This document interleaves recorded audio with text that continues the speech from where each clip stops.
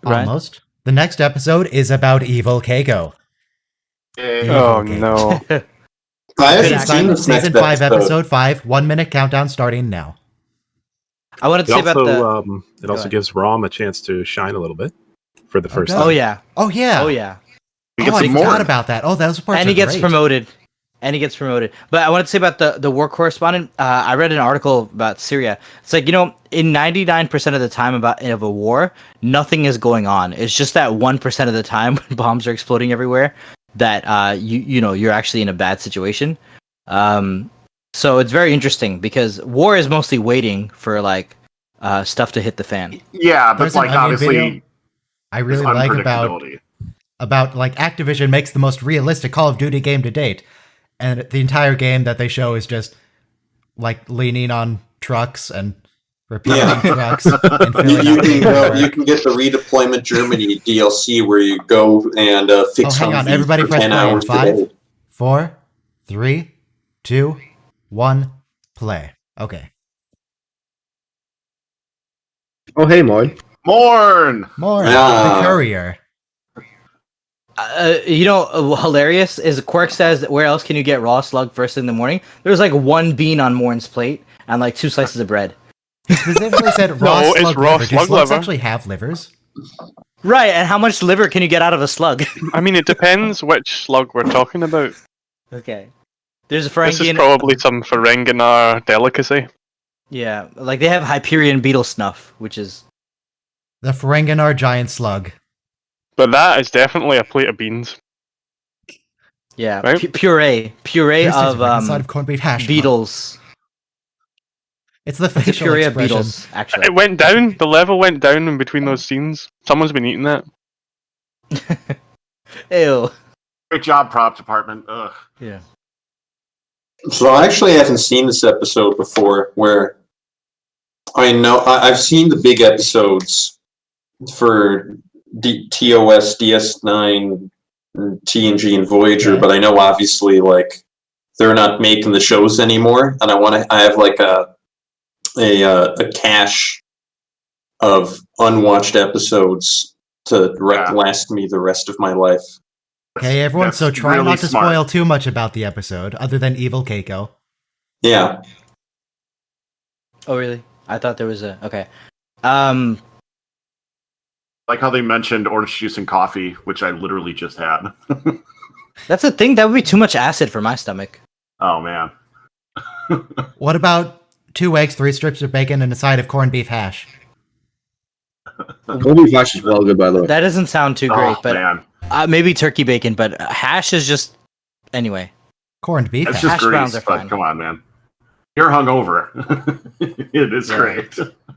But at the end of the episode, spoiler, he switches to pancakes. So maybe that'll work. I can't Sorry, believe you guys. spoiled such an important plot detail. Yeah. Hashtag pancake spoiler. Yeah. But by the way, I didn't know Quark served breakfast like that, But like, what's the Quark difference doesn't between even this cook, and he the just has a replimat? replicator, and people ask for him to type Yeah, it you in can get and the exact same food anywhere else on the station. But he had to program the corned beef and hash thing. Like, And I'm sure it's in the replicator. like- he wasn't in there. And He's like, like the in there. scuzzy bar. He's like the I get- scuzzy bar that technically has a menu because they like make hot dogs or something. Right. So in other episodes, you hear Pizza. about how he has like a storage container full of yamak sauce somewhere. Right. We just saw her being Yeah, he born does- yesterday. Yeah, Chef Ramsay would approve that menu of Quarks because it's fresh, not fresh frozen. Quark But- runs a for-profit establishment on the station. Somehow. Do you guys Mhm. think that the replimat charges? There's no way. No. I feel like There's no way the replimat charges. I feel like Starfleet officers are like given a stipend to like spend at the promenade and with like external traders, but when it comes to like getting stuff inside the Federation, it's generally all free. Right. In the first episode, O'Brien pays with Quark with credits, Federation credits. Yeah. Oh, it's his Chief O'Brien's birthday. Oh, wait, did we get a star date? I don't think we have yet. Oh no. No, there's been no logs.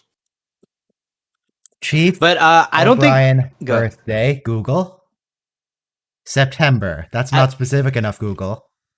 I don't think those were bonsai trees. The ones that Julian killed. I think they were just like plastic props. But Yeah. It You- wasn't you just could- Julian. They killed them together. I feel like with No. our future medicine, we could find a way to revive bonsai trees. Inject You them can with just replicate one. hot not water the same. revives almost any plant. But Julian overwatered it, so these were like exotic Oh, that ones. Yeah. was an interesting shot. But I love. Yeah, that is. I didn't realize the wormhole when I watched it before. Chocolate. But she's evil. Evil women eat chocolate like that. But Including the funny thing is, Troy. The evil ones are the ones that eat chocolate and don't gain any weight. yeah. That's how you know they're But- evil. It's not as if something So, happened while you're he's- the baby. And if you want to keep it that way, we should Do you we should think know. if we brought those trees back to life, they'd like have an existential crisis because they didn't see their afterlife, which was like the great. What am I Great trying to forest. say? Like the Neelix forest, thing. except all the trees are like neelixes. oh no, O'Brien, no, don't make this weird. Yeah. I mean, that's implied here. But, you know, the audience, just watching it the first time, we're like, why, we're dreading the fact that, Julian killed your trees. And it's like, they're just trees. We'll just get new ones. And, like, we're happy for him, but we don't realize that's, like, the harbinger of another O'Brien Must Suffer episode. And she gives Keiko a seizure here, which is pretty awful. I mean, this would be very confusing. How often do people just get possessed in real life? That's not a thing that happens. It happens like once per series. Yeah. This is the pirates. Yeah. Oops. I'm gonna mute myself.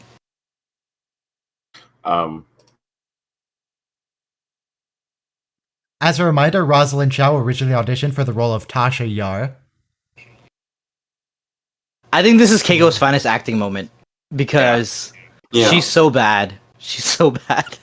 Blackmail, extortion, threats, even hurting a child.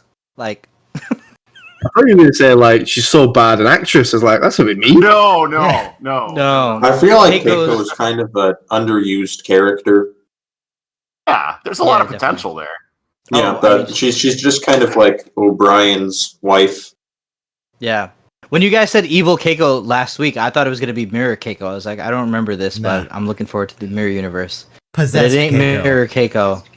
Yeah, she's Hey, even more dangerous than Mirror Keiko. Hey, Ryan, I was going to ask you this. I was thinking about this yesterday. Like, during this watch along, should we have, like, duties? Like, should you have one person on Memory Alpha, one person on, like, IMDb? It's not quite that formal. Be like a full-on think- bridge crew. Michael's pretty good at handling all that. Okay, yeah, like, I'll look up stuff sometimes, but my computer is slow, and I can't always do it, and Triangle just don't ship. want to. Ooh. Well, does that one count if it's in the intro? No, it doesn't. Oh, we don't count. count them in them the down. I think You counted we might it have once, counted it the right? first time it showed up in the Yeah. credits, but never again. But it's good to spam the chat though, because it is a triangle ship. Yeah, it counts. It's good to spam the chat because that gives people who aren't subscribed the feeling that they're missing out on something. So that gets them to give me the $1 so they can spam the chat. I mean, that's why I spent $1. Yeah, minus the 30% commission Google is taking. So Yes. 66 cents. Is it still 30%? I thought they It's reduced 30. it to 15% for people who make less than $1 million. It's 30. I think that's At the least App what Store. it said when I signed up. That's for the App Store because Apple reduced their App Store cut also to like 20 and Google did it to 15. But this is not the App Store. This is their own YouTube service. I just Oh, figured their commission would Rob's be over there in popular. the chat, not talking to us. He doesn't like us anymore.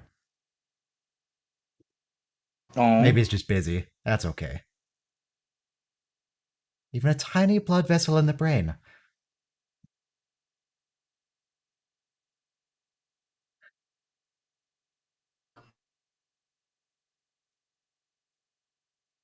This is so weird. Mm-hmm.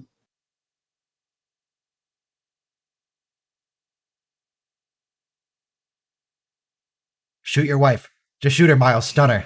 Yeah. Yeah. I'm imagining watching this with someone who's like never watched Star Trek before, and they're like, "This is Star Trek." Yeah, that's like half of the Star Trek episodes. This is not a good episode to start though.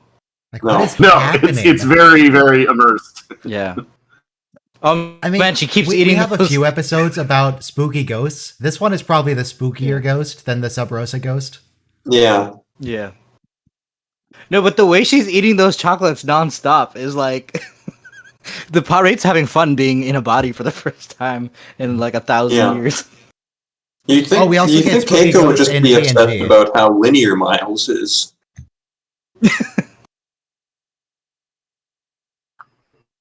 Have they figured out that you can get rid of these things if you like use fictional radiation number 57 on them? I think, yeah, you just need special I'd say radiation. yeah. Yeah, like have they figured that out yet? I know they do it in another episode.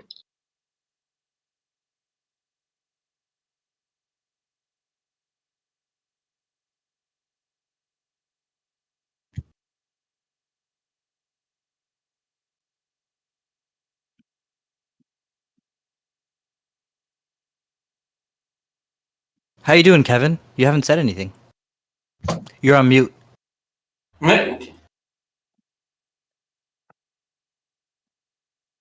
We didn't get a hi. Well, yeah, why Keiko? Why take control of her, not me?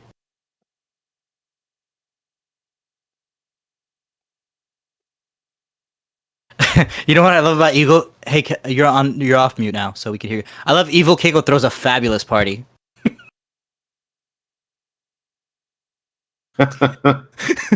She's like so evil. Gotta look at the positives, you know.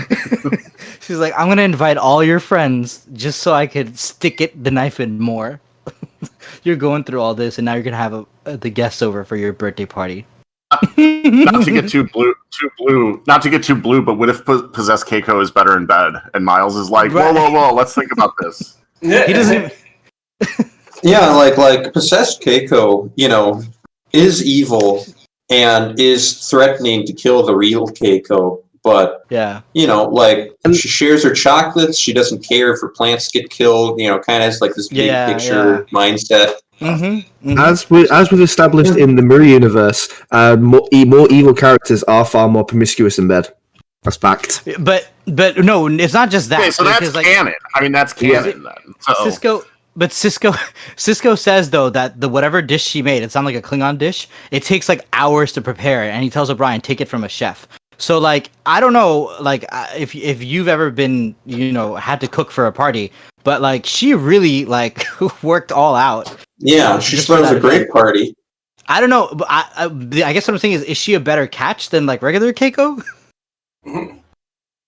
Diagnostic and repair technician junior grade. Junior. You said ginger.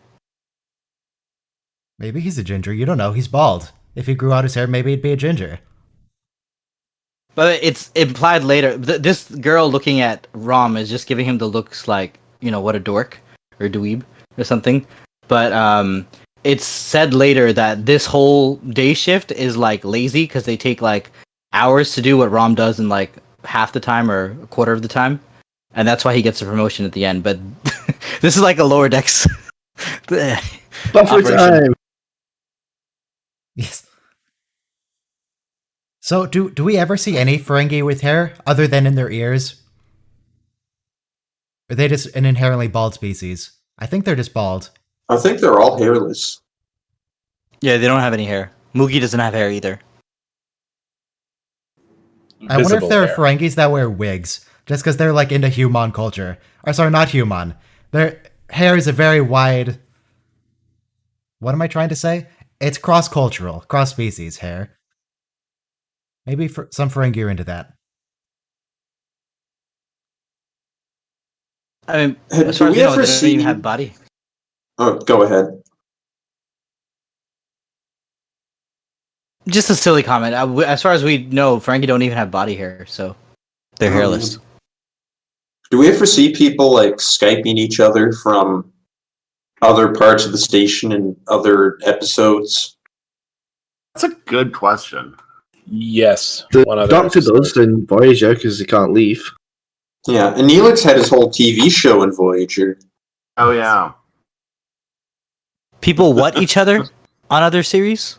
like Specking? Skype, like do okay. a video chat. Two-way. Yeah. Okay. Yeah, two-way. like you do the video chats if you're talking to Are someone we- on another ship, but otherwise, We're supposed to say seem- Zoom now. We don't use Skype anymore. Skype is dead. Yeah, Skype is dead. Skype. We need Microsoft Teams. No, but Skype takes Do like we often see people 20 Google minutes to sign up Hangouts with to. each other on the station? Oh God. Yeah. Yeah. Yeah. Do I they do don't point to think point, site to site? Yeah. I think FaceTime would have been more apt, but anyway, yeah. But that's an Apple don't product, and I under- refuse to acknowledge them. Right. Oh, fuck Apple. I hear you. So wait, now here we go. Of how many ways can I stun Keiko? Like, what's don't the fastest way I understand can knock why- her out? what am I I trying to like how say? Like, the computer's just okay with it because it's a Cardassian computer. It's like, yeah, this is normal. Don't worry yeah, about it. I don't understand why O'Brien doesn't just tell people. Like, they were able to keep him being a replicant, a secret for the entire episode, generally. And he is way more involved in station's operations than Keiko was. And, I feel like the crews had to figure out tougher situations than this one. This party looks So, so fucking awesome. About the Cardassian computer just letting him do it, I'm reminded earlier from like season 1, the Cardassian computer was just arguing about everything. It wouldn't let him do anything. But now, the Cardassian, it will let him do anything he wants because he specifically took out that bit of programming. So now there is no safety nets. There's no backups. Everything is just the Chief's whim. The computer feels bad for O'Brien because his life is terrible. Also, I don't think it's true anymore, but there was an alien computer thing living in the computer for a while. She just gave him a single malt Irish whiskey. I mean, is that a dream wife or what? I mean, my dream wife would not in fact be possessed by a spooky ghost. Serving you drinks, letting all your friends come. She goes, Miles, just relax and hang out with your friends. Threatening to murder herself and you in a murder-suicide?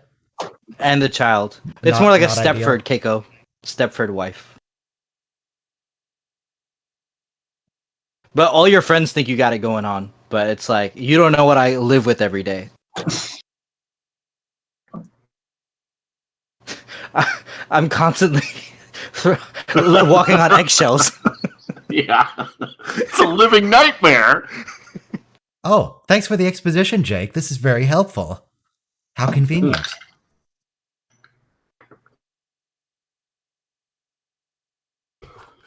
Yeah, but O'Brien still doesn't put it together until like much later.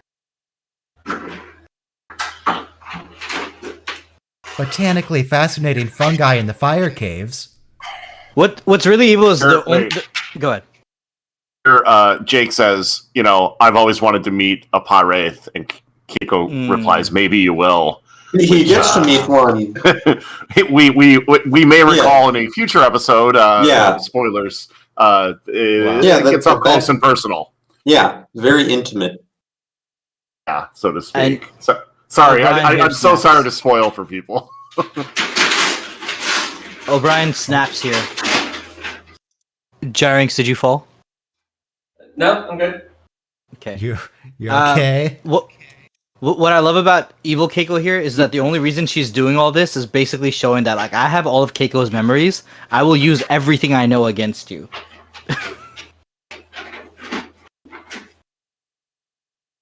Maybe the Pah-wraith is just enjoying having some company for once in like the last 3,000 years. Yeah, it's been in a cave for 3,000 years. Just it wants to have a party. It's like, come on, I haven't talked to anybody, Miles. Just play along for like a day, come on. Aren't I the best wife ever? I'm so much better than that boring old bonsai tree Yes. gardening Keiko. It feels Very like nice. like a Lifetime movie or like something like that. It feels like Fatal Attraction. A Fatal Attraction, maybe. Like, is she gonna boil bunnies later? Right, and Yeah. Freaky Recycling Friday the cake. too. Yeah. There's definitely some crossover stuff going on. The Caporal was a huge success. There is no way Like- this is energy efficient to constantly be breaking things down and re-energizing. DS9 is powered by magic reactors, which require no fuel and provide a nearly unlimited amount of energy. Like, even if Yeah, you're going to it's do the that, surely you Federation, could just they have unlimited dematerialize the food No. gunk left on and just have the dish. Just a trapdoor that opens up into a big bin. Yeah, I don't want to look at this thing. But also, like, she's cleaning up after the party. Like, O'Brien doesn't have to lift a finger. Honestly, this is not Yeah. too bad of a situation to be in. She easily could have just coerced O'Brien into cleaning up after the party, but she wants to be polite. Cleaning up after a party has not yet made up for threatening to murder him, his child, and his wife. So far, I don't think those This- balance out, but maybe she'll be polite more later on. Look, Is this like you've never a cleaned up- metaphor for like being in an abusive relationship? I'm trying to Yeah. determine if that's what they're going for. And she doesn't hear this when he's looking up this when he thinks about looking up the 6,400 references to the Pirate Wraith. But The- and he doesn't even hit the books later. Yeah. Go ahead. If your wife is abusive, the moral is to zap her with some space lightning. What do we expect? No, to take from this? Spoiler. that's a good lesson. Spoiler. I mean, I mean, he's you trying to can't find tell something anyone. to zap her with. Like, can he shoot her? Can he Okay, use okay. the station's radiation? What? Right. I mean, was- if my she if my kissed him on partner the cheek. is ever possessed by like a space demon, I guess that's the lesson I'll utilize. But I don't see that coming up a whole lot. And by the way, she made him sleep in the bed too. She's just really that's way too much. Oh my god. This is way too much. Yeah, They're it's falling in love. oh god, if this is love, Corporeal life forms. Jesus Christ. She's a wonderful actress though. I kind of fell in love with her this episode, so to speak. I'm curious about the evolution of how this came to be, whether it was the producers realizing that they were underusing her, or maybe her stepping up and being like, can you give me something? Yeah, right. I'm tired of just being like, oh, I dropped Molly off to the neighbors today. Yeah, like give me think something this I can is put on a reel, instead of just saying, thanks, Miles, once an episode. I don't think the paw rate's even going far enough. I don't think she threatened to murder Kira, and Kira's carrying Kiriyoshi. Come on, you gotta follow through, evil Keiko. She even asked how Kira was when the first thing she was when she came back. So she actually cares about the baby, but she doesn't care about. That's known Yeah, as a great. veiled threat. Yeah. I think this is Keiko's final form. Like, this is a better Keiko than Keiko. Yeah. Kind of. I kind of agree. Oh, I saw the fist skeleton. He's about to walk under it. Ooh. Oh, now it's behind his head. Now there's a Keiko skeleton. I'm sorry, I can't take it seriously whenever we get to see those the dummies that they use for stunts. What's the episode where whenever she says Miles, I keep expecting her to say like Miles? Is there an episode where she does that, or is that just in my head? I don't think so. Is there a little kid voice that says that at some point? That sounds familiar. No, it is Keiko. I mean, I don't know if I'm just making stuff up, but in my head, it's definitely Keiko's voice. It might have been TNG. Keiko becomes a child in TNG in Rascals. Miles' mirror universe doppelgangers named Kilometers.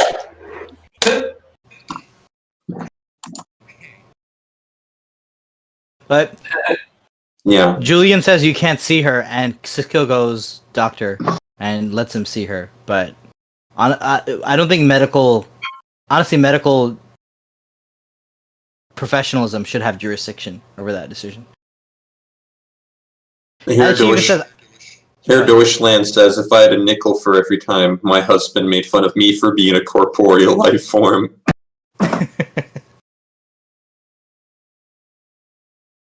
Maybe he's a pirate too, Rob. Hair, get on the Discord, man.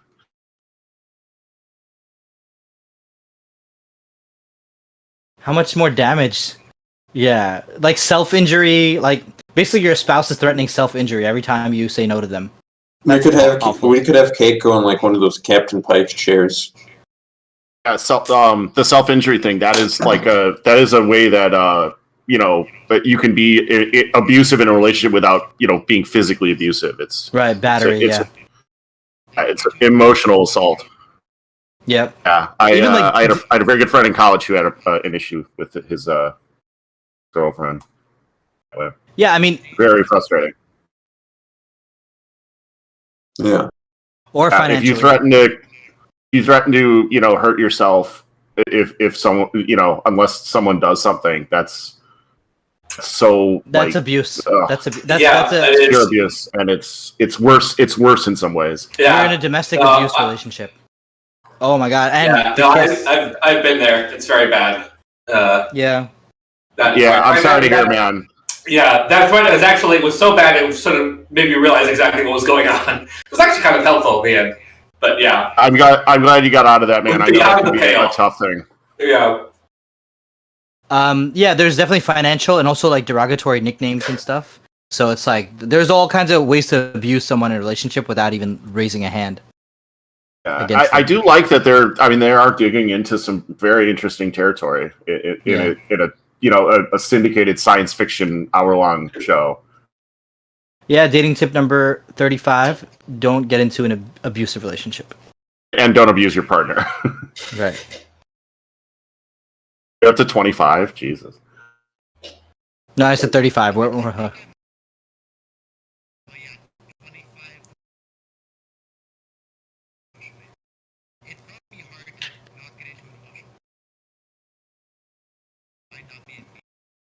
Right. Or maybe you grew up with that and you accept some level of abuse and things.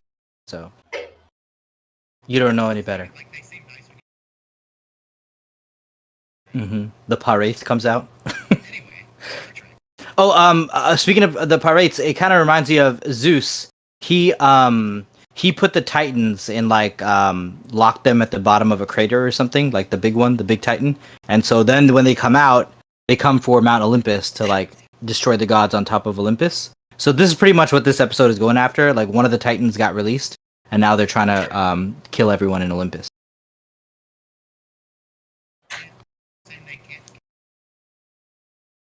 Yeah, we hear you fine.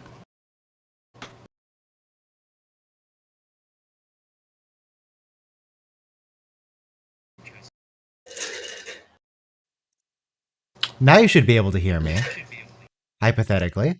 On the YouTube. How did that even happen? Oh, I see how it happened. The bloody push to talk hotkey got hit. I thought I turned that off. Oh, okay. And I muted everything. Okay. I don't know how long I've been muted on YouTube, but don't worry about it. So, in case I was, here's the dating tip 25. Don't emotionally or physically abuse your partner. Don't do that. It's bad. And also, just professional tip number 1. Don't ordinance overboard by telling them to lie and then keep it a secret just between you and me, okay, buddy? Rom, not even my name. And I won't confirm. Rom, come on. He's got the spirit. Everyone knows Rom. He's such a celebrity. Everybody loves Rom. Yeah. No, originally. Does anyone know, Ryan or anybody? Does anyone know? Is there a way to gift a Ryan YouTube subscription to someone? I don't think so. I don't think so. Yeah, I haven't found it. Up. Gift YouTube membership. In theory, just PayPal them $1 or $12 for the year. Yeah, but then you gotta exchange information. They still have to sign up. Yeah, and they still have to put in all their information. Yeah. won't say who it was, but sorry. It's No, fine. it doesn't look like you can. What you can do, you can buy a YouTube, basically a YouTube gift card, but that's the closest they have. That'll work. Hello, can you hear me? Yeah. Hey. Yes. Now I can. Yes. Welcome, Hey, Kevin. how's it going? Brother, Pretty how are you? good. Yeah, I thought I had my microphone plugged in all the way, but I guess I didn't. It was on me, but No worries, man. I've had so many audio problems. I've had so many audio problems the last. I just resolved an audio problem of my own, where nobody could hear Yeah, me. true. True. I was following you guys along the whole time. But Yeah, Okay. yeah. Nice to see you. weird. We missed you yesterday, right? Um, No, No, you were here um, yesterday. earlier part of today. I Yeah, went, yeah. yeah. You were a little I late today. I went, I went somewhere. I went somewhere today. Oh wow. Yeah. God, now every time That's someone right, says coming out here. sabotage, you can only think of that William Shatner clip of him saying, "I say sabotage." I think all I of hear Bugs now. Bunny talking about a diabolical sabotage. I think of I think of, Valerius saying I was just gonna say that. Go 400 ahead. years ago, Dutch workers flung their wooden shoes called sabots into their machines in order to stop the progress of industrialization. Hence the word sabotage.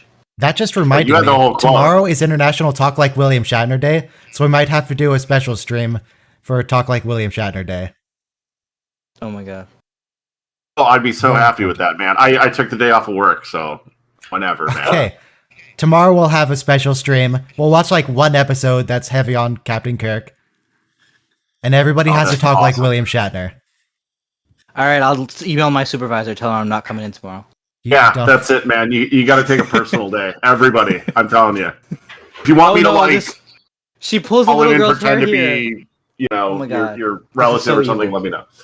No, I'm good, thank you. I got enough think- time.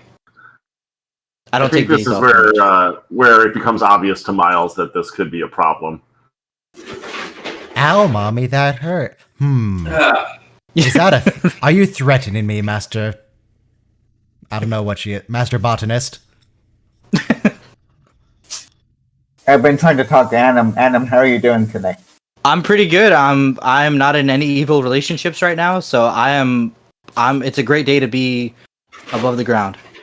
That's nice. It's a nice day here today too. I went to a parade earlier, so that's Oh, yeah? why I haven't. That's why I wasn't here, and I said I was going somewhere today. That's where Oh. I was. I just came back from that. It feels like the first day of spring here, so you had a nice parade? Yeah, yeah. And actually, it is spring. I think the Yes. first day was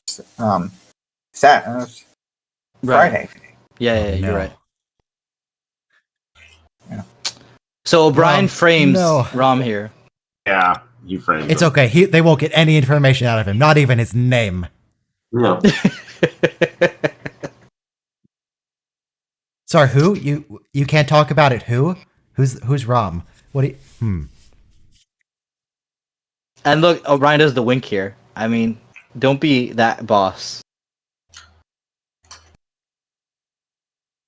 Unfortunately, that's not a dating tip, but just like a general life tip, don't frame people for crimes. Yeah, that you committed.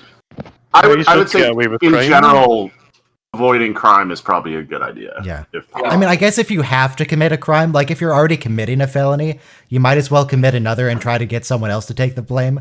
But, you know, Yeah, You're gonna okay. ruin someone's Yeah. life. make sure it's someone who deserves it. Like Dexter does, right? Like people who talk at the theater.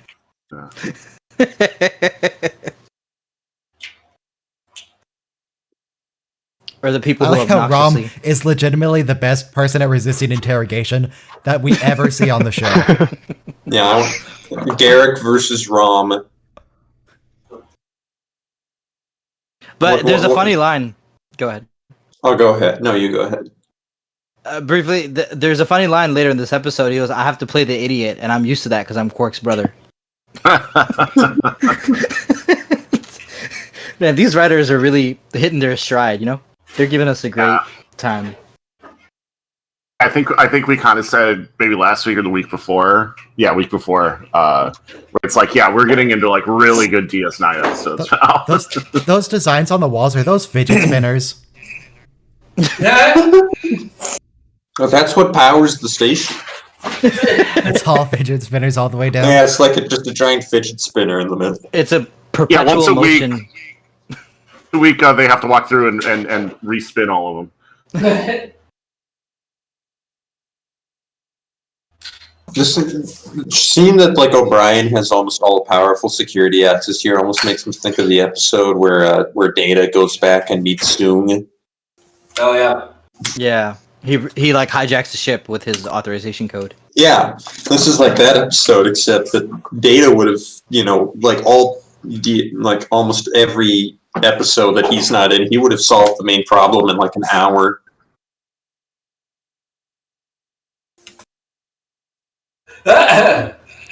You gotta have faith in Rom. He'll never let you down. He's never gonna give you up or let you down. Yeah. Rom is a very strong person, as we discover throughout the series. Right. He outwardly maybe not, but when it all comes down to it, he's the best of the best. Yeah, but don't be anyone else's willing idiot. How about that? And he figured out what Keiko is trying to do. Sorry, the power. Yeah, not that's Keiko. a good thing. Keiko doesn't want to kill the aliens. That's actually a really good thing because Rom gives him the answer that he's looking for. Like, but here's the thing that doesn't make sense. How come he's not the chief engineer, but basically he's the chief engineer. So the chief engineer wouldn't figure out what a chronoton beam would do, but He's under Rom extreme would. stress, I think. Yeah. That's what he said. Yeah. That's what it is. Yeah. Thank you. I know I'm supposed to be on topic, but I just posted a photo of the event that I was at. It's really a video, but I took a very long video that Discord won't let me upload the video. Yeah, because there's only so many time wow. Discord Megabytes, will allow me to upload someone's footage of the video. So that was from today, and Cool. So everybody was socially distanced at the parade. Yeah, and it was a group that I just joined, so that was nice. That was a group I'm a part of. Right on, man. How fun! Yeah. Thank you. So Rom's talking about the Costa Moran here, not the Costa Mojin, the Costa Moran. Yeah. It's a different thing, apparently. I guess the Costa Mojin is just like the head Costa Moran. Are we ever really given a good reason on why the pirates are evil? I think Like, they obviously supposed to seem have, like wanted jerks, to but- interfere with Bajor, where the prophets were just hanging out. Yeah, but the prophets interfere with Bajor all the time. True. Yeah, but that's in a good way. Time. What is this? I think I want to say when one's in Ducat, there's some sort of soliloquy about like domination or something like that. The pirates were aggressive, adversarial. Right. So Rom just said Lita's been telling him about stuff. We don't establish that Rom and Lita are a thing for. I think so. No, but Like, they're they hang friends. out. They're friends for a long time. And they were coworkers at Quarks. So Yeah. I guess But the story Rom just told, it kind of really reminds me of Paradise Lost, but just the idea that like Satan and his army of angels were rebels, and that's why they're fall. So the pirates are basically fallen angels per the Judeo-Christian mythology.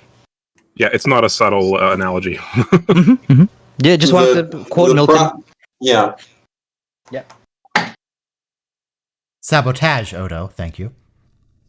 Bajoran religion, which is never given a name in the entire series, is The one true religion. That's what. Yeah, it's just like an amalgamation of various religious concepts. It's tied up in their culturalism though too, like if you're Jewish. Yeah, good analogy.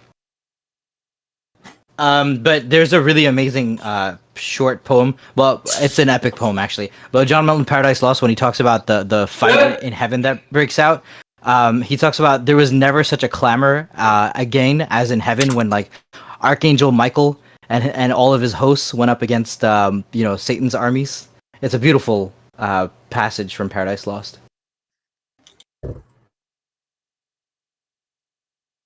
Oh, we started off at the beginning of this episode because Odo's not a changeling. He's like not a good cop. But by the end of this, he figures out how does this work? It's because he figures out that he figures out that O'Brien is the guy. I mean, with just some detective work. So obviously he's got his groove back as the chief of security aboard the station. Odo's a good detective. It's just he has to kind of pivot now that he can't, do the stuff that he did before. Yeah. Right. It's like Troy losing the powers. He's lost the ability to be literally the greatest surveillance, weapon any law enforcement has ever had. Right. All right, what it's an adjustment. Does it say the name on the side? It does, but I can't read it. I can't make it out. I'll run it back. I couldn't see it. So did Odo not tell anyone that he was going to go confront the chief? That he knew the chief was... No, he just went on his own? That's a good point. Still can't make it out. I'm going to check Memory Alpha. And Dax has a question. How was your birthday? Like, it's not, why are you taking... Like, do you really need to do this right now? Take the shuttle? Runabout, excuse me. I mean, the ending of the episode, you kind of see it coming. But anyway, it was a really great episode. Like, if the Chronoton beam will hurt the prophets, what do you think it'll do to the false prophets who are the fallen angels from heaven? Oh, it's a Sparky station. Power! Sparky station. Dax, you can't swear on my Star Trek. Yeah, unlimited power! All these facial expressions from Keiko, and it's just the fact that it's such an extreme close-up of Keiko. It just... Yeah, there's a lot of glare on her teeth. It's because it's the penultimate moment of the episode. Yeah, you're right.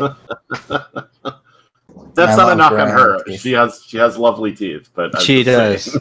And also, like, it's not even a close up. It's like an extreme close up because you close. You want to get all that acting in there. If this was the original series, that would be a Vaseline shot right there. It would so the paw wraiths are essentially evil versions of the prophets. They're the same species, as far as that goes. She just said also different colors. Where the she just said that she's been waiting. Red. She just said she's been waiting for centuries. Does that mean that outside the wormhole they can perceive time? Apparently. The way that she shook while being zapped there, if you remove the electrical effects, it looks hilarious. With them, it still looks kind of funny. Her scream was a little camp. Like, I don't want to call it that was definitely a let's say schlock. Hammed up performance. For sure, yeah. But I'm glad she got an episode to really kind of do some diversity of acting. This is the second time... Oh, no, sorry. This isn't the second time she was possessed. Before, it was O'Brien that was possessed and was threatening her. So we got a bit of turnabout. I can't find what runabout that was. It's not important. It doesn't matter. It's okay. It's I've rewatched that clip like 3 times now, and I can't. Well, we see the numbers off of it, so if you can run the license plate.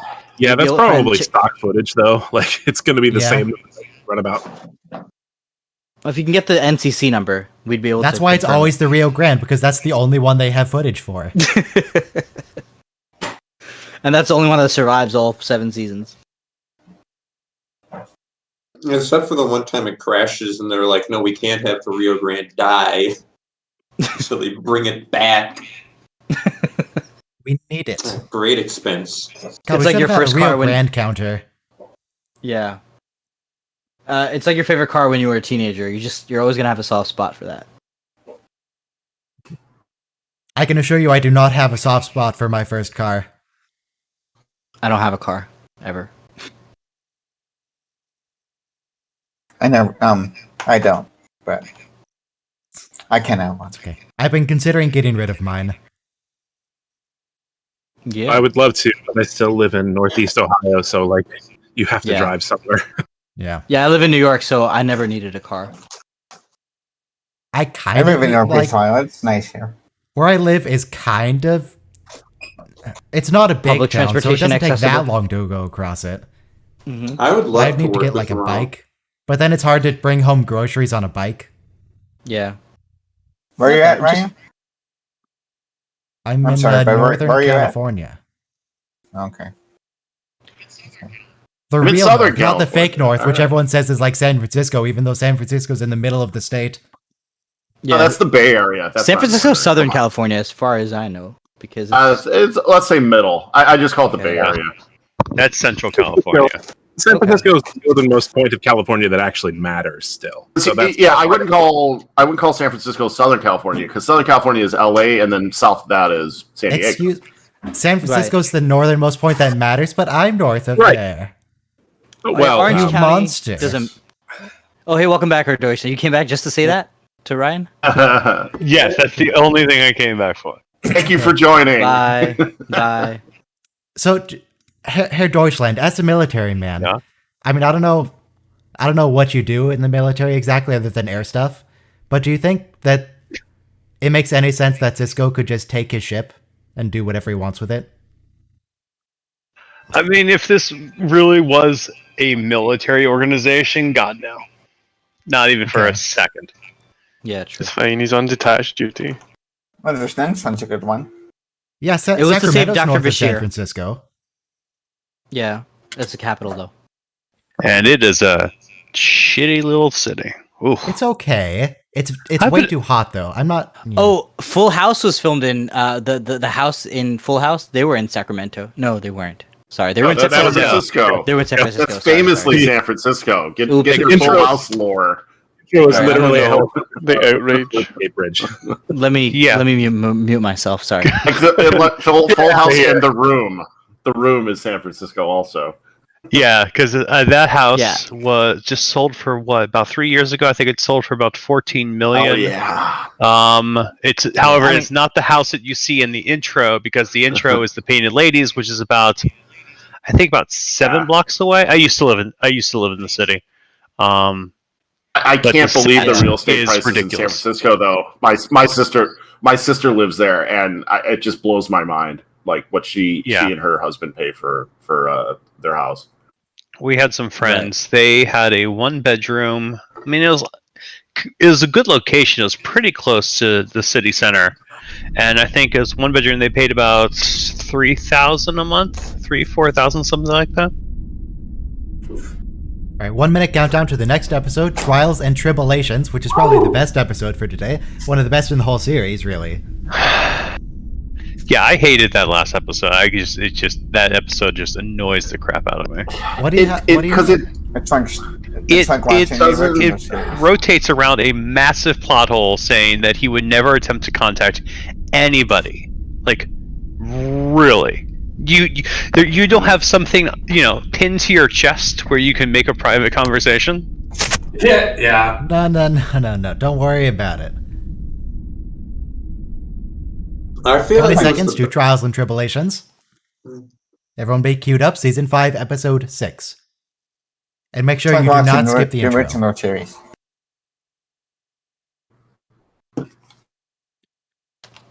Alright, everybody press play in 5, 4, 3, 2, 1, play.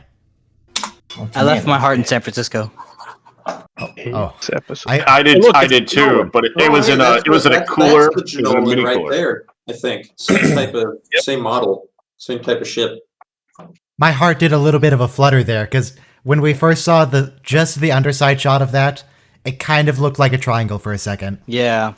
So the What's Genolan it- is actually a reuse of, and that ship, as a matter of fact, a reuse of a model that got used in Star Trek VI, The Undiscovered Country. It was the shuttle that we see briefly carrying the crew to space dock at the beginning, and they just wow. stuck some Reliant or refit Enterprise engines on the side. Wow.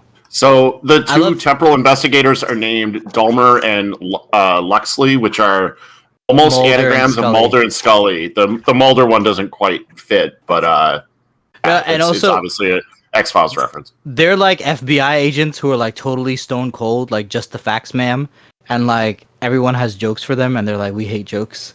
It's a really funny gag actually for us. Yeah, they reference the number of enterprises here at one point, which I think it ends up being wrong, and they also talk about James Kirk's I think numerous violations of the temporal directive. they say there were 6 enterprises, which I think at the time of filming was wrong, but I think we fixed that with the NX-01. I think you're good. No, at the time of filming, it was correct. It was referring to the Enterprise E.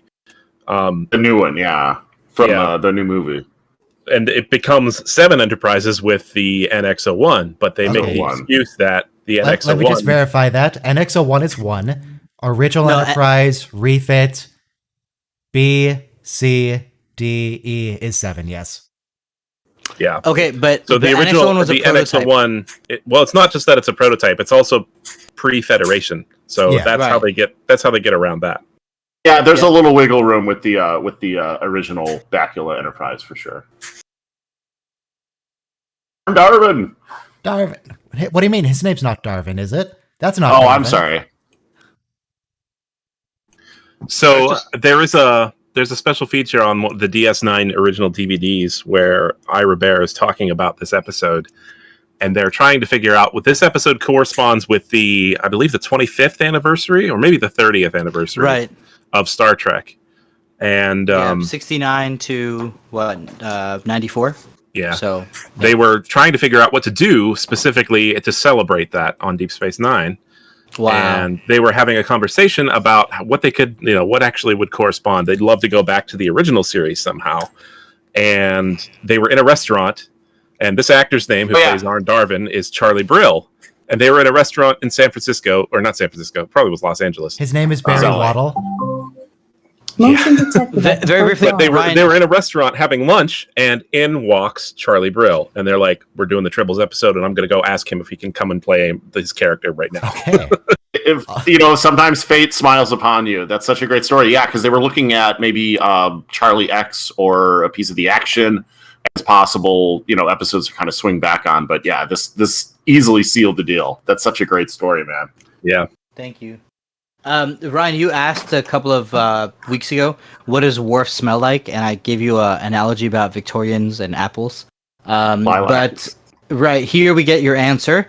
He smells earthy and peaty, he's Irish, right? So he knows what a peat bog smells like, with a peaty aroma, with a hint of lilac.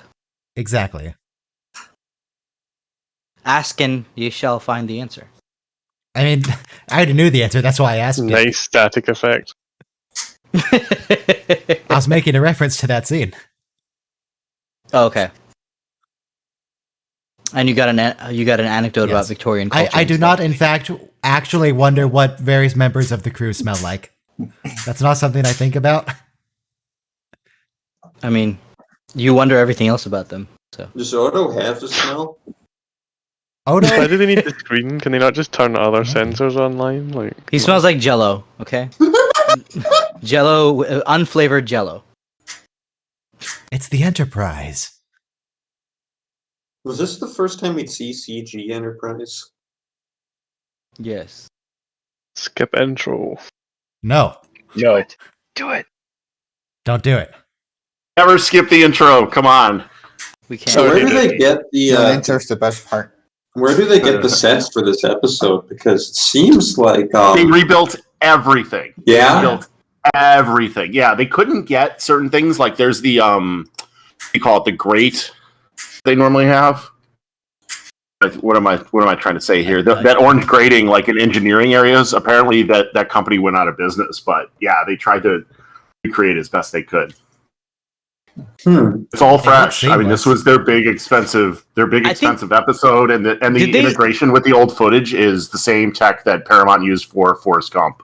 Yeah. Did they recreate the whole bridge? Because it seems like we just have like a panel of the bridge, and the rest of it is just some of it might be green screen background.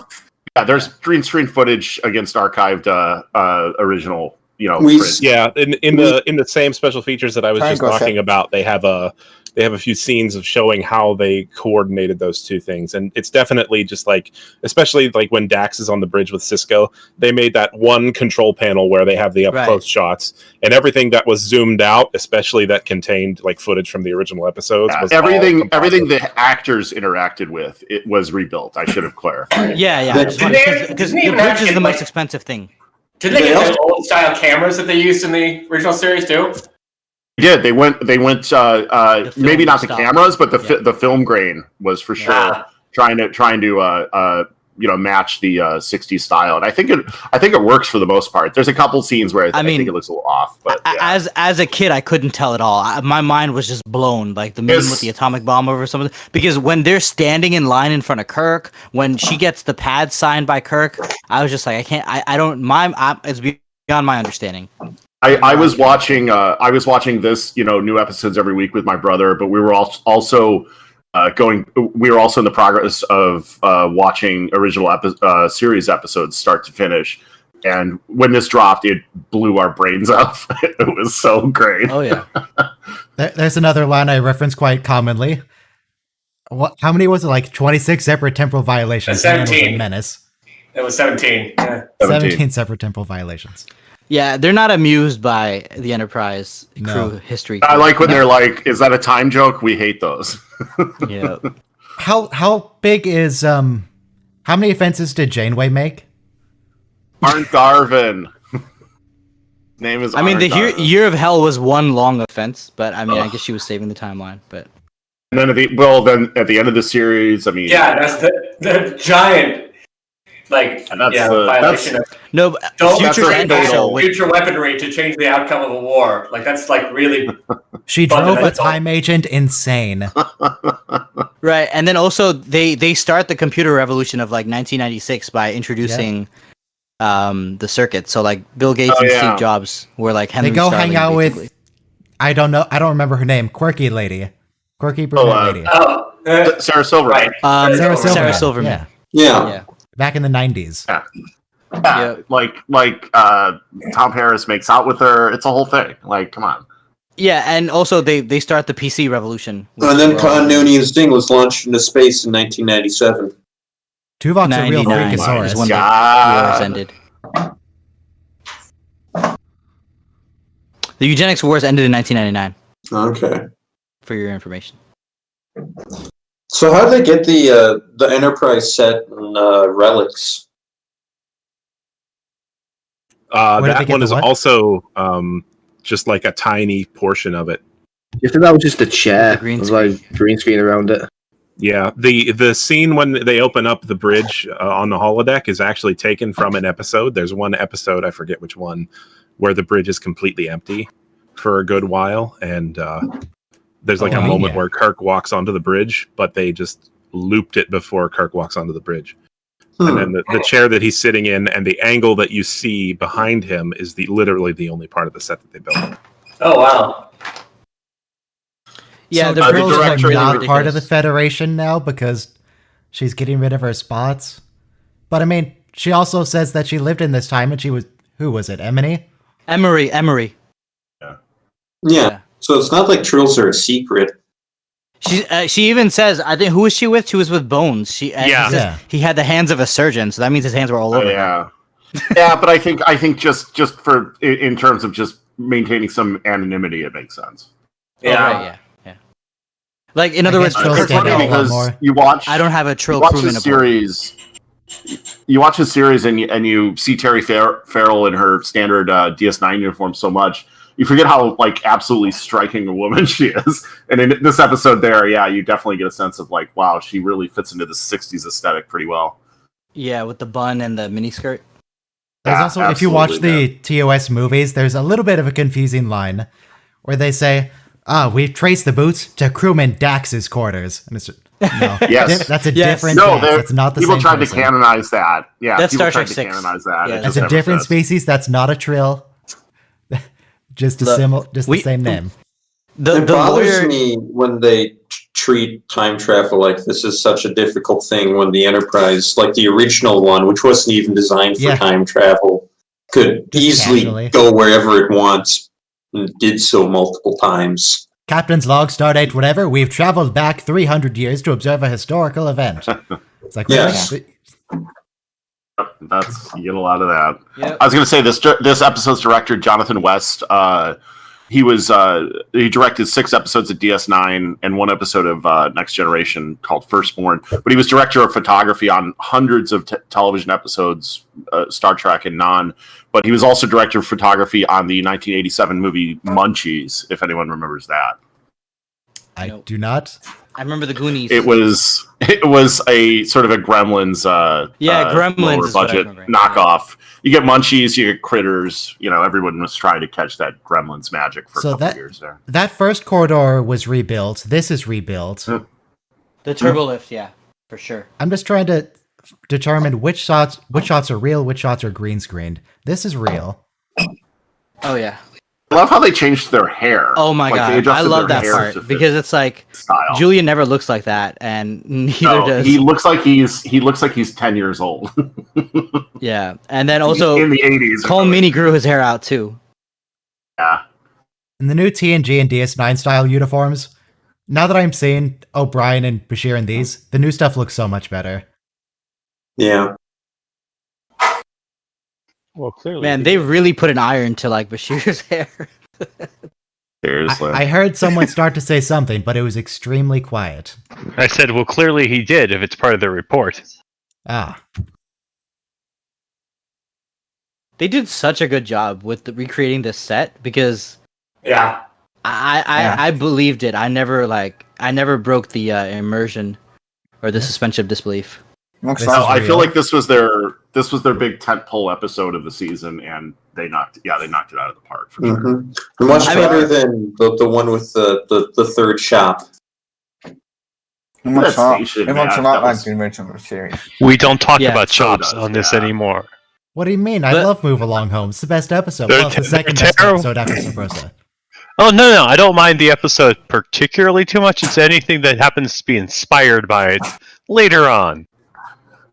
A Yeah, I certain mean- D&D campaign. If this I was mean, a it fan could be service, that. go ahead. Go on, you're good. If this was a fan service episode, they hit it 100%. Like, Well, yeah. I yeah. still remember. It's my- like when my Dax favorite- started fangirls. Oh, I remember this. My friend just gushing about this episode before it aired. Even like there was enough buzz about it that he was already like beside himself, happy about it. Where are older morphs supposed to be? Odo's a mysterious space alien that nobody minds being there because they're just Yeah. used to mysterious space aliens. They've talked about how you could make him look like a human with little effort. Yeah, Yeah, like they should have let him just be Renee. and especially for the actor, they should just let him be himself for this. That would have been cool. there's Okay, one now how thing about- I've Right. talked about before, but it's actually from this episode where when they bring in Worf, they just give him a hat to hide his Yeah. wrinkles. I think what they definitely should have done is just made him into the TOS Klingon makeup Well- and never mentioned it. Right. Oh God, yeah. No, well, here's the thing: like Odo and Worf, they're playing just like travelers or whatever on the station. Where it's like Dax had to remove her spots, like because she was playing a Starfleet officer, and that would have drawn obviously gonna ask more about- I was unnecessary gonna ask- attention. I was going to ask about Worf, like what is Worf supposed to be too, but he's a Volvo, so Yeah, they're both. I think Women- when you're a civilian, just kind of on a space station, they're not going to question too much, like where exactly are you Right. from, or what Right. specific Yeah. alien are Yeah. you, or whatever. Whereas if you're on the ship, you have to be on the roster. So I like that triangular jungle gym ladder in the background. Triangular letter. Yeah, The worst design ladder in history. Yeah, it's I'm just wondering. Holographic stuff on the wall there. Love the old props though, the old handheld props. Dax even comments about the sleek design. By the way, that comment that Brian just said, like, oh, it's all patched together and weird. Like, is that a comment at Scotty for the way he does things? Do you think? I would say so. Yeah, Maybe. Yeah. he is the miracle. Yeah, worker. he's not limit Scottish. He says Scottish on the shows. also, I feel like if we had Renee or Michael Dorn altered too much, like we wouldn't recognize them. So from an audience point of view, we kind of needed them to stay like the way they look. I mean, we could have had the sickbay scene that, like we had with Dax. No, but see, removing someone's spots is like hardly a difference. But making sure an alien doesn't show up in their makeup is like it would throw us off a little bit. We're supposed to focus on the episode. It might break us out of the immersion. I do really like that time in Discovery when we see Saru out of makeup. Yeah. Oh yeah. It's just Doug Jones on the holodeck ship of the baby who became big. I think he still walked the same way as Saru does. Yes. Even as a human. Just too built in a habit. Yeah. Well, I mean, he was actually still physically a Kelpian. It was just holographic appearance to look like a human. That's true. That's a good point. And also, everyone was a different alien species. So that's why everybody threw us off a little bit. Doctor looked good as a Bajoran, I thought. Yeah, whereas this is like, we kind of need our aliens to be aliens. Kind of. Like, it almost ties us back into the 24th century, kind of. Yeah. We kind of, well, on an unrelated note, in the Star Wars game Knights of the Old Republic, there's kind of a Tribble analog in the form of Gizka. Gizka are like little, they're like they're little like froggies. things. They're like little frog things. If you kill one, just another one will always appear in its place. You can never get rid of them. They reproduce too fast. Oh no, you can sell them. You can poison them. I'm pretty sure to a zoo. Yeah, something like that. You can like give them to the actual. You can sell them to the actual guy they were supposed to be delivered to. I think. Orf here is wearing almost military fatigues. Yeah, camouflage. Yeah. Civilian fatigues and a striped shirt, same as Odo. Oh yeah. In the style of mortal the time. enemies of the Klingon Empire. Such a great scene. Yeah, fan service. Out of the ballpark. I mean, yeah, he's not wrong. They are an ecological menace. Yeah, they did eat all the grain.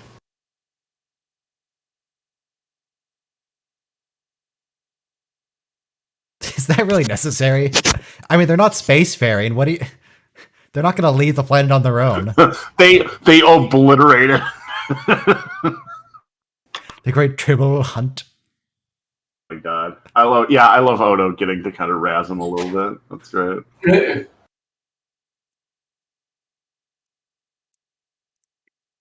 Do the Klingons really hate them because they're an ecological menace? Or is it just their wounded pride because Tribbles don't like them and they don't like fuzzy things? Some of both, I'm sure.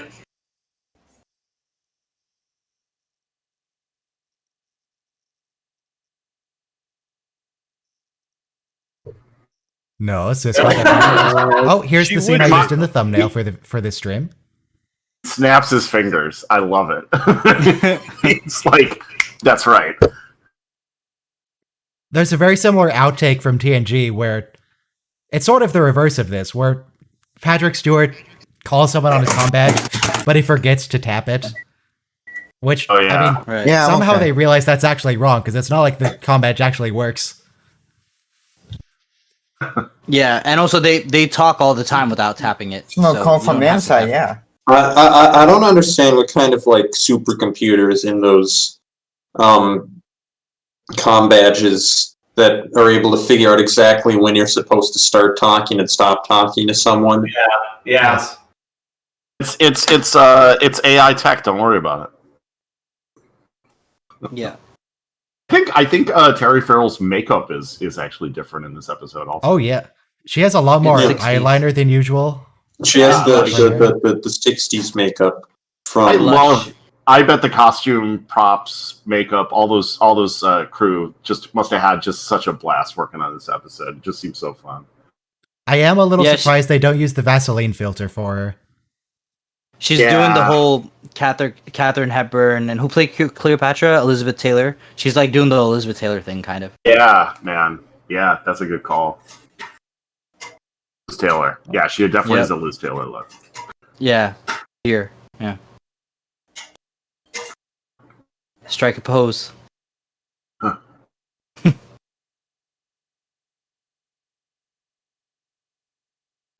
I like the crewman earlier who showed up. Like, why do you need a doctor to fix the part? Well, you don't. Obviously. They don't. This is such a weird little Started subplot fixed. with Julian and this woman, where Yeah. he's afraid she may be a relative or something. I mean, the I think the it's- weird implication is that he thinks she's a relative, and that's an excuse he gives for why he should sleep with her. Yeah, he's destined to be his own grandfather, which is actually a plot line on Futurama too. It's a plotline from Back to the Future, but I was so young when I watched it, I had no idea that he was falling for his mother. Back to the And I watched Future is a review of weird it. movie. It's But very weird Disney didn't movie. pick it up for that What? reason. Oh, sorry. I'm done.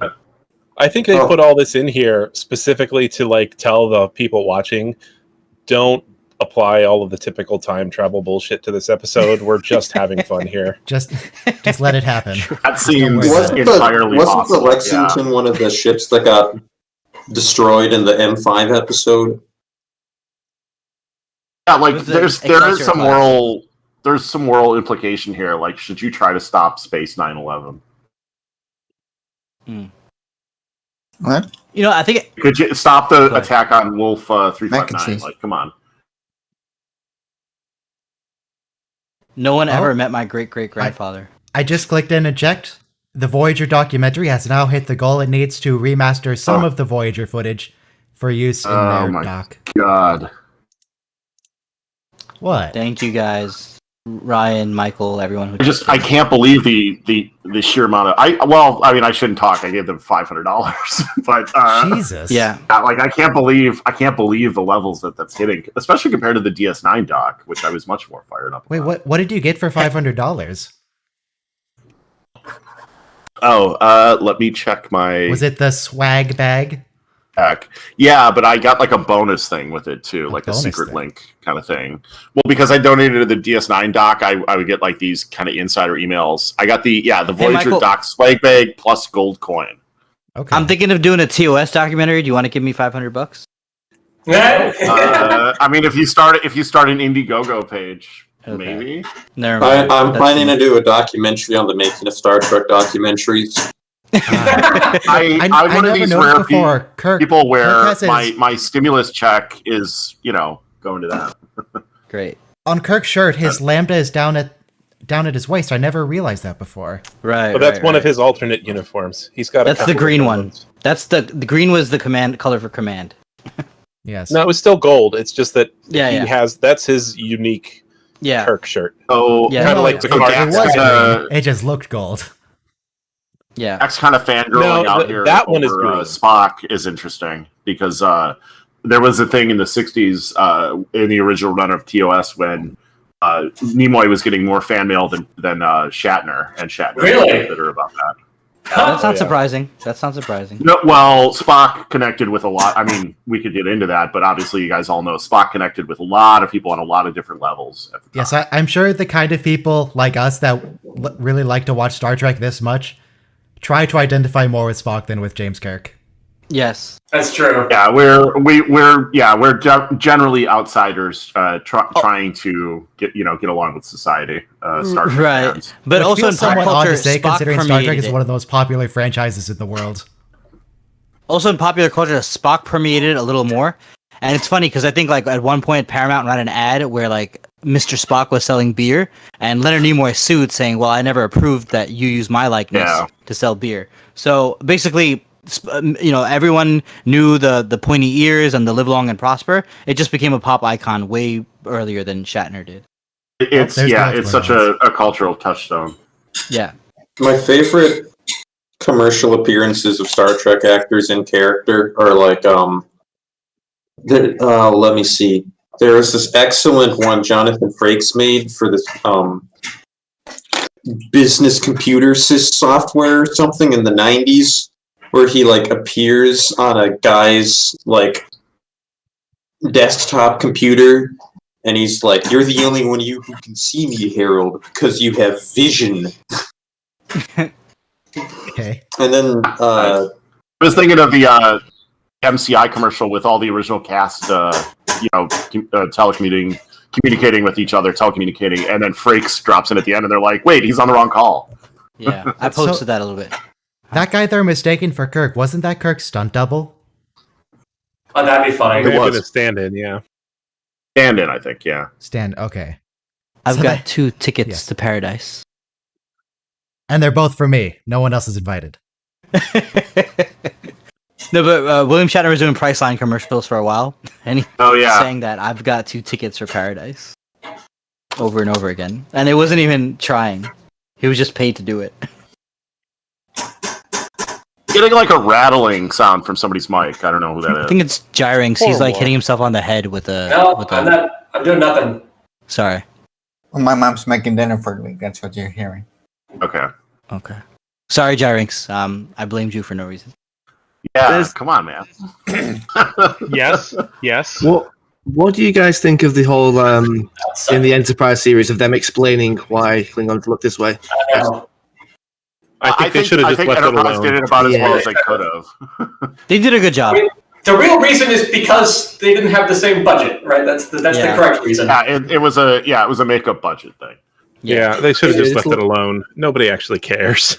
Yeah. Well, because supposedly Roddenberry was like, "Look, this is what I would have done had I had the means to do so." Yeah. And also, might I add, the original series Klingons, it was a little bit of a racist trope because they look a little bit like Genghis Khan, a little bit. I was They just have going to that- say Mongolian. Yeah. Yeah. Kinda. Yeah.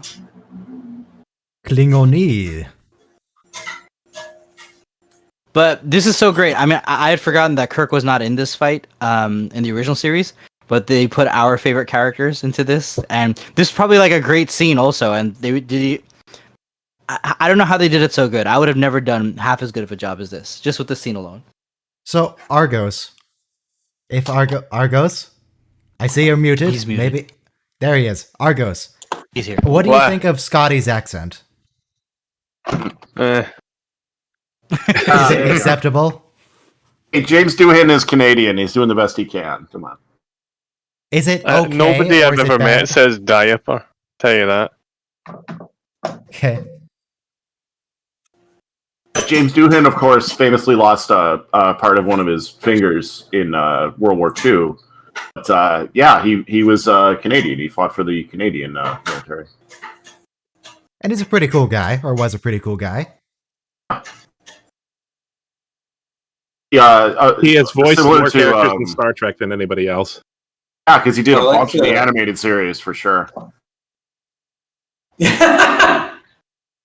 I like the Starbase personnel just watching. Hey, was that a Klingon actually being better than a human in armed hand-to-hand It combat? For once. That'll be the Also- last time that happens.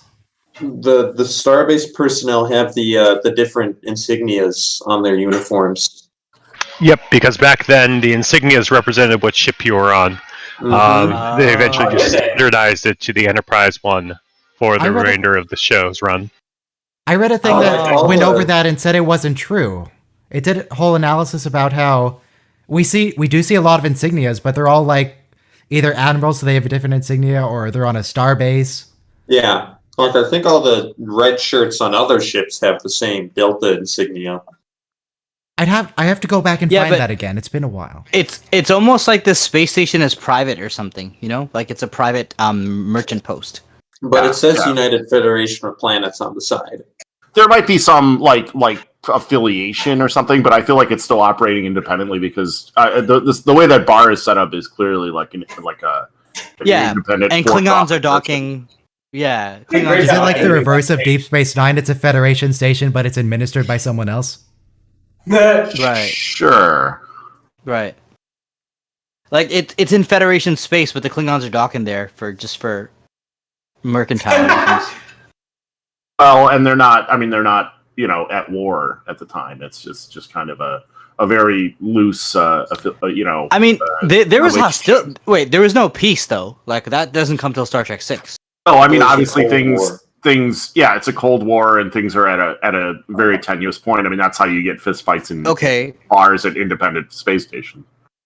sorry to get snotty, but I mean, like during the Cold War, Russians weren't docking at U.S. naval stations. Yeah, but like, let's say you were out at your local I hear you. restaurant or bar, and you know there were Russian guys Yeah. there. Sure. just hanging out. This scene is like just seals the deal for me. Like, how can you not love this episode? Yeah, there's some somebody pointed out in the chat. There's some weird kind of masking effects between the original cast, but it's for the time it was really good, and it still looks pretty good. Oh yeah, I want to say pretty good, earlier yeah. about that.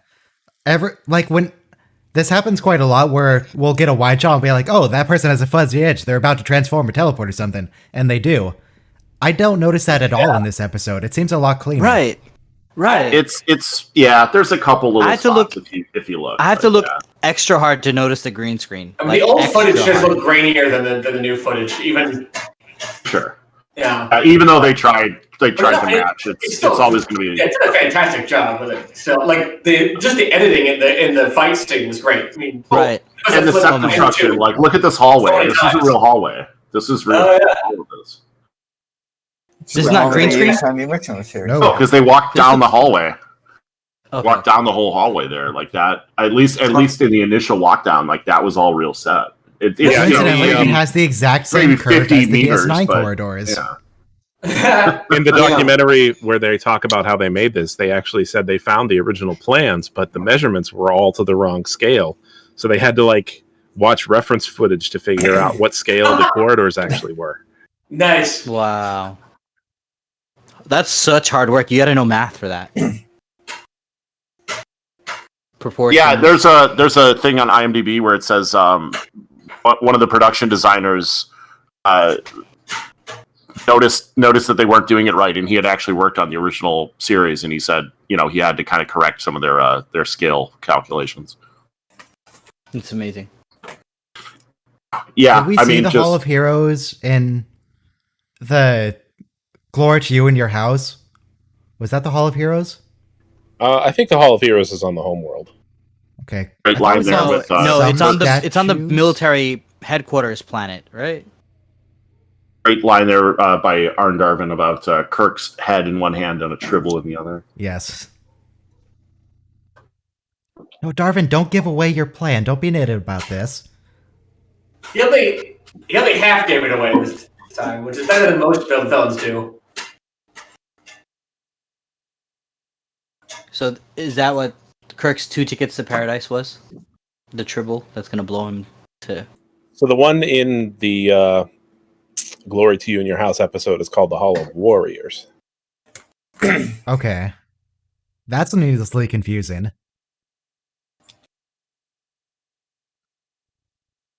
The Star Trek Encyclopedia says the Hall of Heroes is actually on the home world. Okay. They have the Hall of Heroes, the Hall of Warriors, the Hall of Soldiers, the Hall of Fighters. The hall you walk down when they stab you with the paint sticks. Yeah. Yep. There's probably a Hall of Honor That's somewhere. the Hall of you know. Birthdays. Right.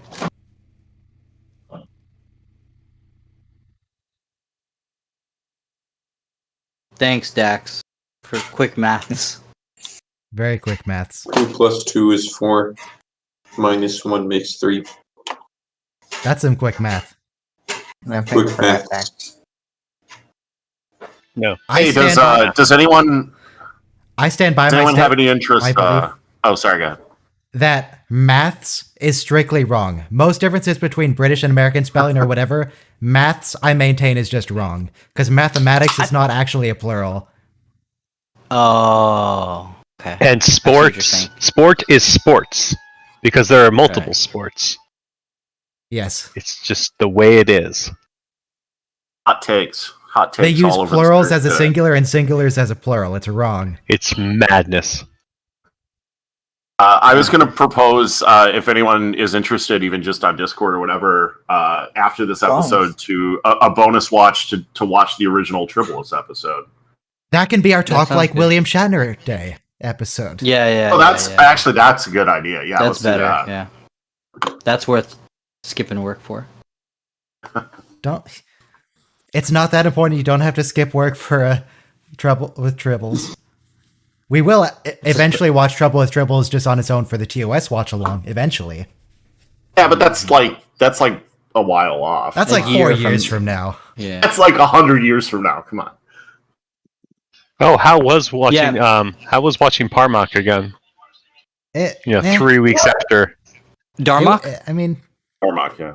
Parmak. No, Is it looking for Parmak. Oh, okay. Oh, Parmak, not Darmok. Yeah. It was okay. It was great. It wasn't the ideal situation to watch it so soon after we watched it the first time, but that's just how the schedule works out. As Michael said, they actually recreated this section of the bridge that Dax and Cisco were sitting on, and you can see it's not green screened. You got Dax saying she knew Leonard McCoy at Ole Miss. Yeah. And a reference to his hands having the hands of a surgeon. The easy implication being that obviously they were involved. I like how It's not uncomfortable. even subtle. I like how uncomfortable Cisco is with all of Dax's references. Too much Okay, information. I'll be less subtle. Dax fucked McCoy. There we go. Yeah, actually, this episode earlier when the FBI agents or the temporal investigators come, the one of them is holding Cisco's baseball, and Cisco has the same incredulous look, like, "Why are you touching my stuff? Like, you're in my office, asking me all these questions." Like, Cisco strikes me in relation to Dax, which is kind of weird because, he knows him as like a mentor figure, Curzon. But he kind of seems to treat Dax like a daughter. It's like, you're not going out in a dress that short, Dax. Put some clothes on, Dax. right. Don't tell me about your love life. I don't need this information. I like the guy in the back just doesn't even care why all these random weirdos are in here scanning all the triples. I think someone took away his drink earlier, so he's really depressed. The tribbles got drunk. Drank all the booze. Okay, no, Odo, that does seem like a problem that more manpower can solve. Yeah. What do you mean? Yeah. Just have more people scanning.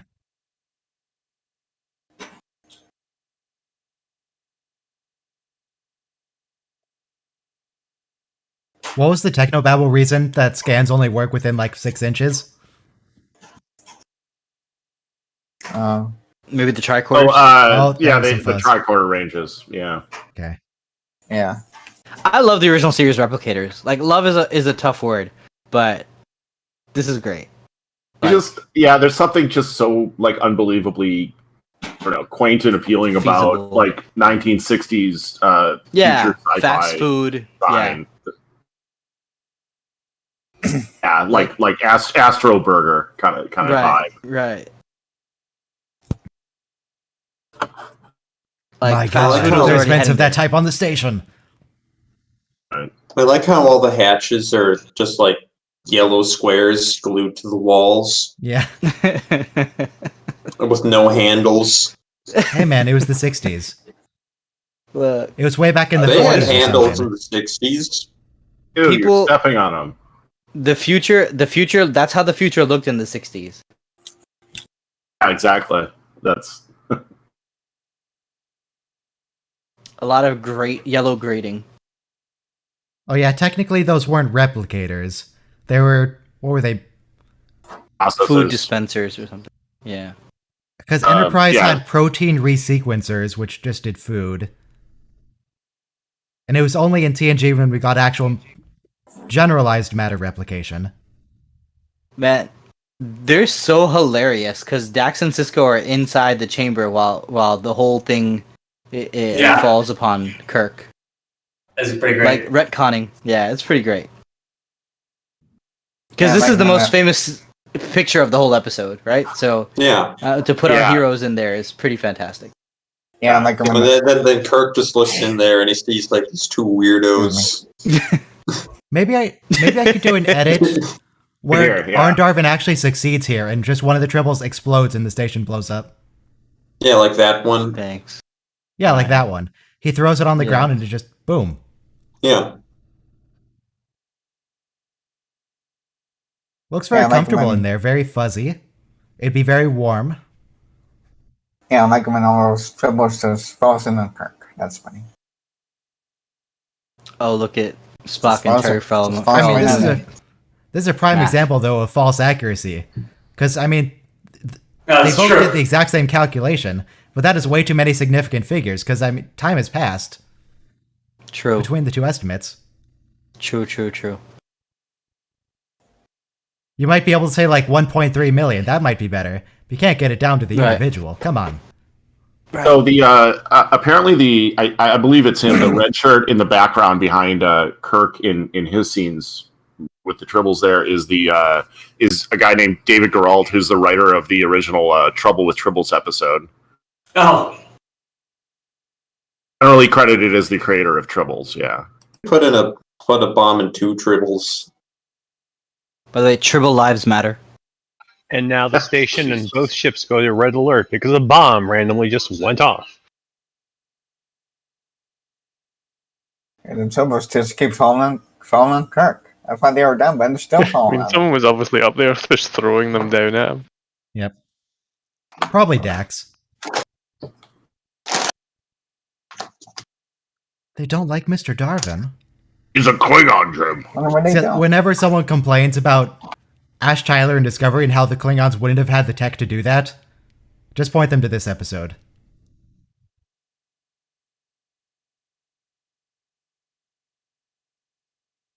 And it's pretty funny how Bones says that they're born pregnant, which would save us a lot of time.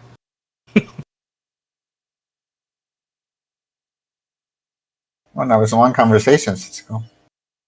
What a show about these two guys. I actually feel bad for them.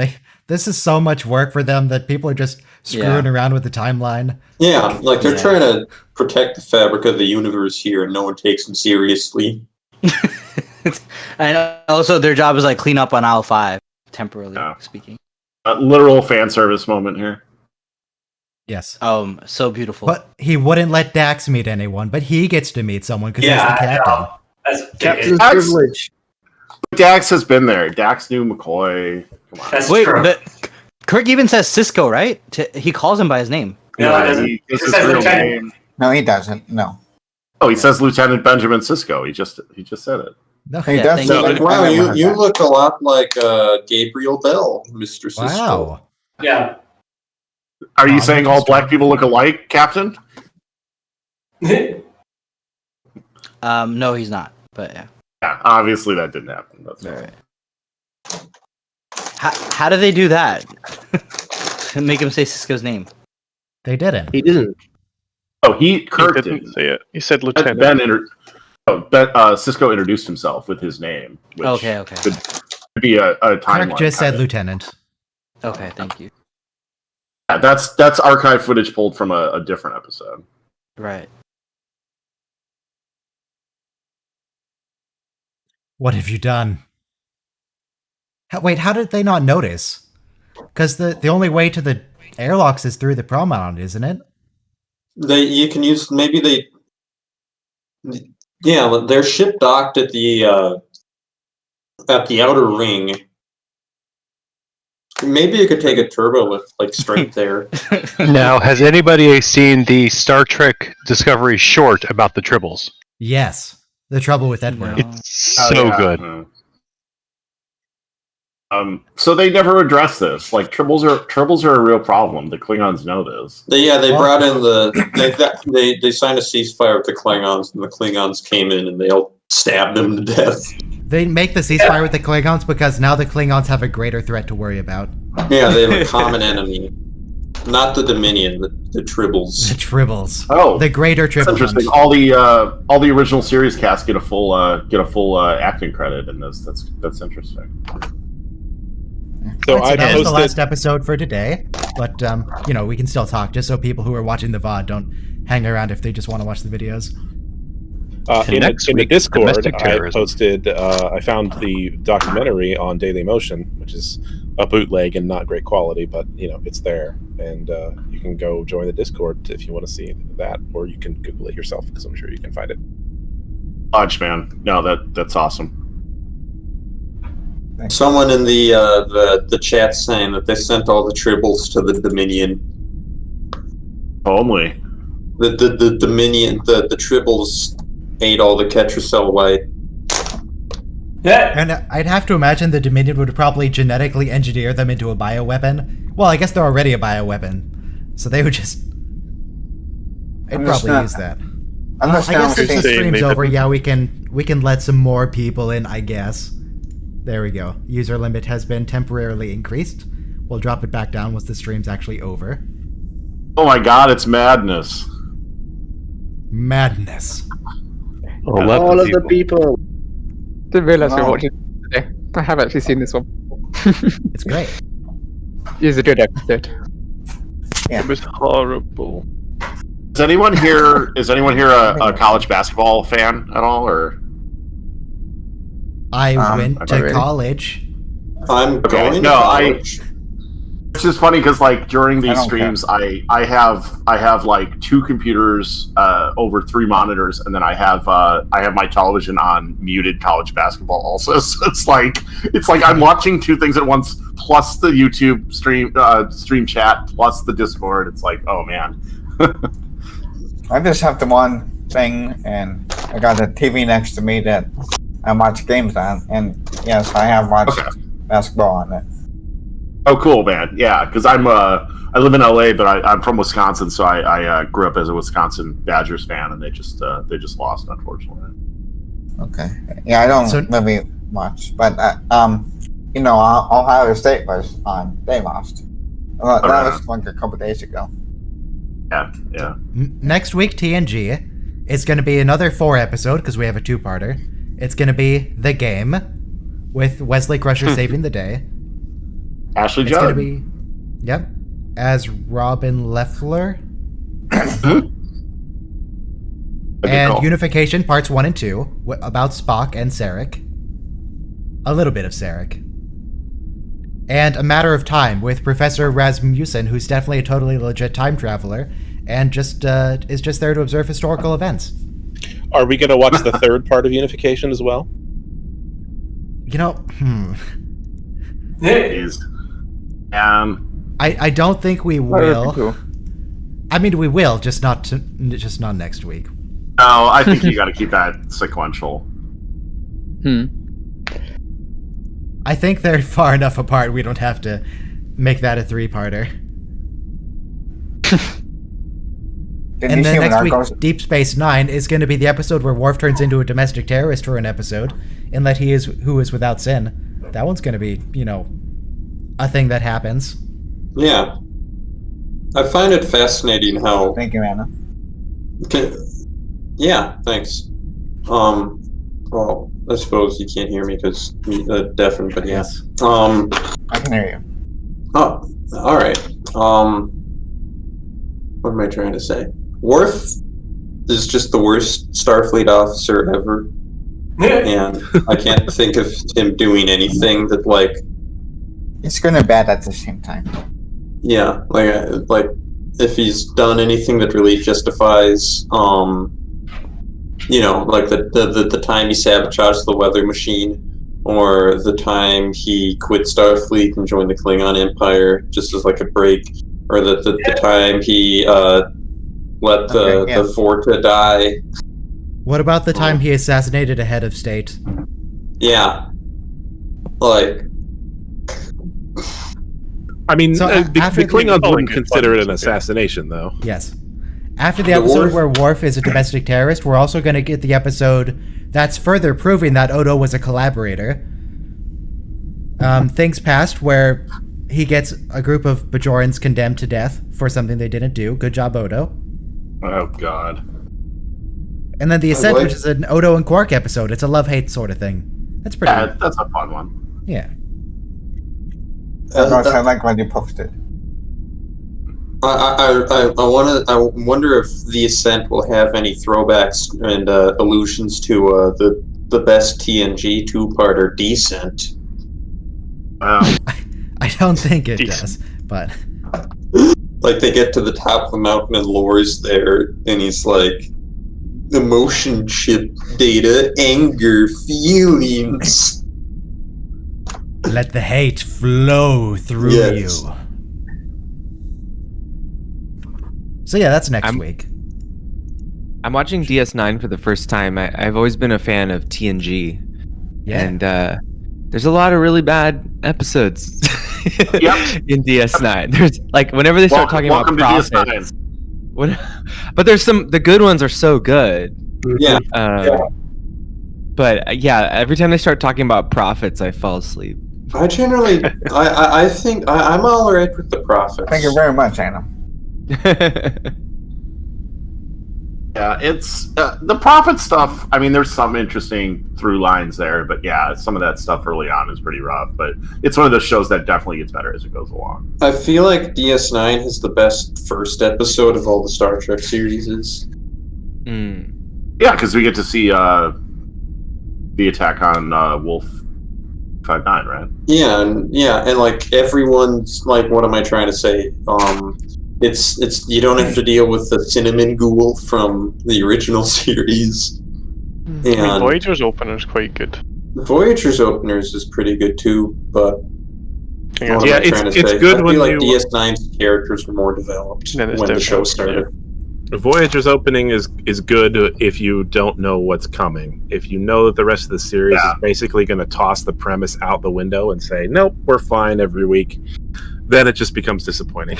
Would you like some creamed corn? I really love Enterprise's opening, except for the kind of temporal Cold War stuff. But other than that, the Broken Bow is really good. All the Broken Bow's good with all the Klingon, yeah. But also there's the whole Rick Berman female character type deal. Yeah. Rick Berman is well, we know all about Rick Berman. Yeah. Everybody knows about Rick Berman. Good old Ricky. Anytime there's something vaguely sexist in a show, just assume it's Rick Berman. Yeah. Rick Berman, you dirty old man. I mean, Gene Roddenberry was too, just in a different way. Maybe, probably in a worse way in some way. I don't know.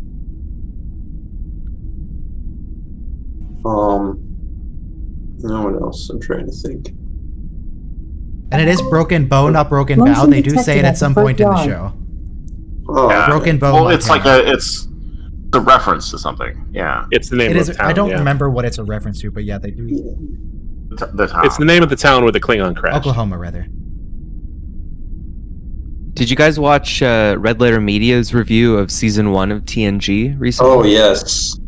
I just did, like 2 days ago. Yeah, right on.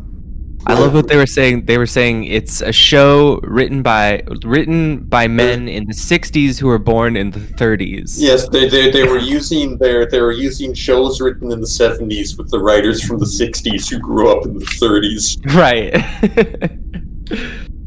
That'll always be a restriction of storytelling, though. I love Rich Evans's commentary on a friend who for the first time is watching The Next Generation and isn't into it, and they're like, "Oh God, you started with season 1, didn't you?"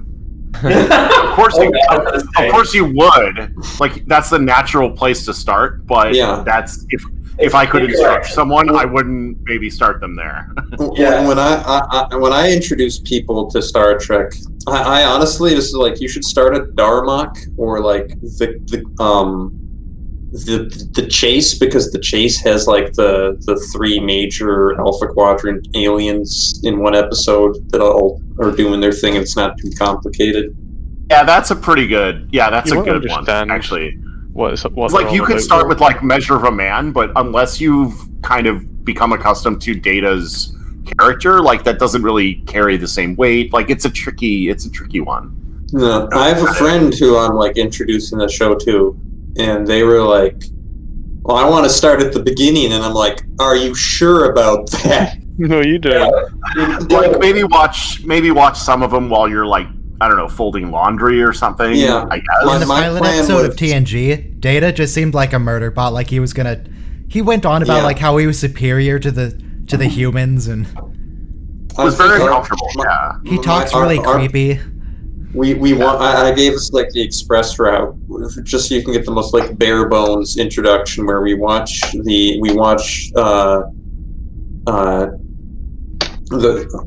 Encounter at Farpoint, then we watch Skin of Evil, and then we watch Neutral Zone. And then we move straight into A Measure of a Man in season 2. The SG1's approach to the first season. I'm a future zone. Just watch the beginning and the end, and maybe one episode in the middle. Yeah. / also Babylon 5. Yeah. I tried watching Babylon 5. Like, it sounds like a good show, but It is good. Yeah. the CGI is kind of jarring, and The CGI is terrible. Like the ships look like shit. It's so They really depressing. do. It is true. and also like the sets are so tiny, like compared to the DS9 sets. You know, another like partially serialized big sci-fi series with a space set on a numbered space station. Like they're so tiny. It's an acquired like, taste. They have like they're in like a bar, I think, in one scene, or a restaurant, and there are like these tiny tables with 2 tiny chairs on them, and you can tell that the budget is definitely not the same. It's a shoestring budget, and it's an acquired taste. Like people either buy into kind of the diplomatic elements of it and that kind of stuff, or they don't.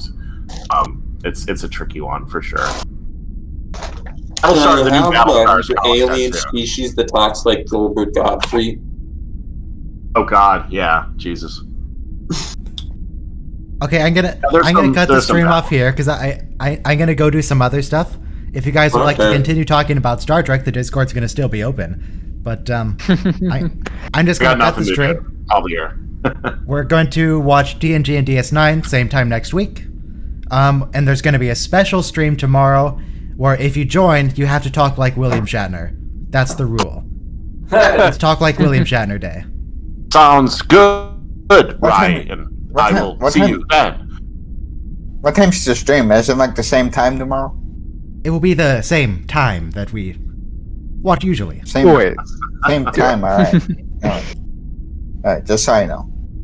Yes. But I'll be around here all day. We'll be watching. It might be a little more difficult for people to get in because it's actually like a weekday in the US, but so maybe I should have it later when people are off work. Yeah, I'll be around here all day. I just wanted to know.